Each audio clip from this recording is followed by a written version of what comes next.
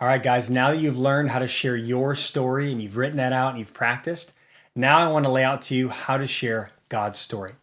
Right? Even in a conversation with someone, you're sharing your story, sharing your heart. Well, at some point, if they're interested, they're like, well, like, how does this work for me? And so in a lot of ways, your story is the hook for the gospel message that can come in, that can be the transforming power in their life uniquely, right?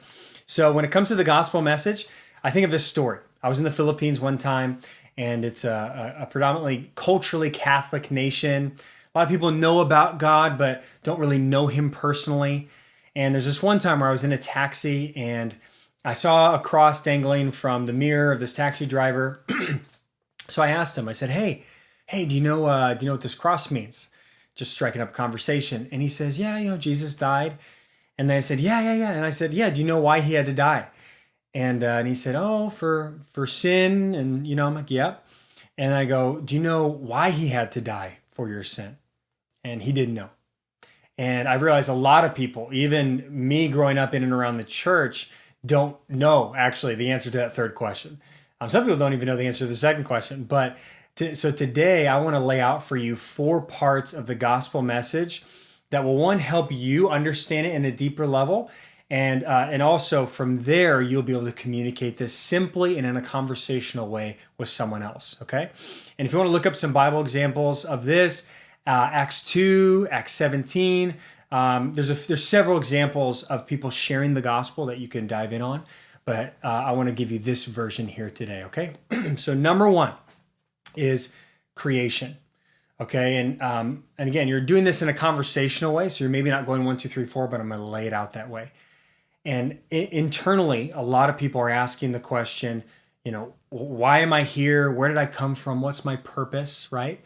And the great news is we have those answers. The Bible's very clear. Genesis 1, 2, 3, it lays it right out there for us that each and every one of us were made in the image of God. We were made uniquely in the image of God. And our purpose, John 17 also says this, is to know God, is to walk with him. You see God walking in the cool of the day with Adam and Eve. That's our original design with God, right? And for many people, they don't live with that understanding. They don't live with that awareness, right? And so it's good to share that and answer some of those questions. And we see at the beginning of creation as well that there was no sin, there was no evil, right? There was no pain, there was no shame. It was perfect relationship with God, right? So that's number 1, that is God's desire, and that is what we were made for. Now, number 2 is sin. This is where we get into the question of what went wrong, right? And with that conversation I had in the taxi was, why did Jesus have to die, right? And so as the story unfolds, we know Adam and Eve, they sin, and sin enters the world, right?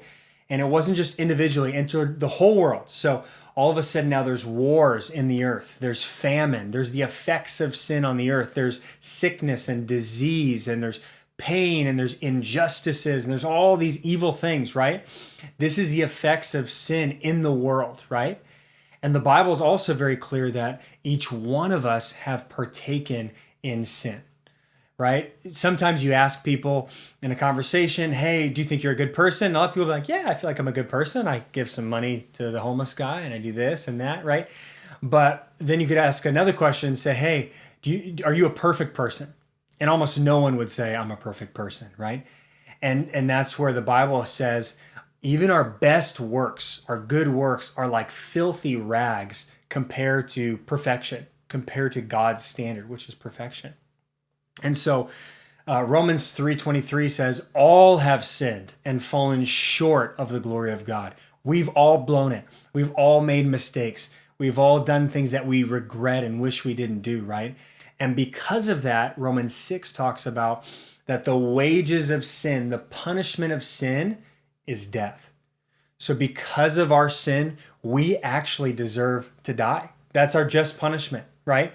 And so this is important for us to understand. So you could tell people about Jesus died for you, but if they don't understand why he had to die, you almost have to get them lost before they're found in that way. Like they have to understand, why do I need Jesus, right? And it's because all of us have sinned, and all of us deserve death. And our destination actually right now is on a track to hell if we don't find the one way, which is Jesus, okay? And so with that, I want you guys to actually pause, practice those two things. Just, again, get your voice memos out, record yourself, whatever, or write down some of what I'm saying. Oh, okay, so creation, sin, like these are point one, point two, our purpose, who made us, why we were made to know God intimately and personally. And then from there, all of us have sinned. Our best works won't be good enough, and we actually all deserve the punishment of death. Okay, so I'm gonna leave you on a cliffhanger there for the next video, but I want us to really understand these parts because sometimes we miss these.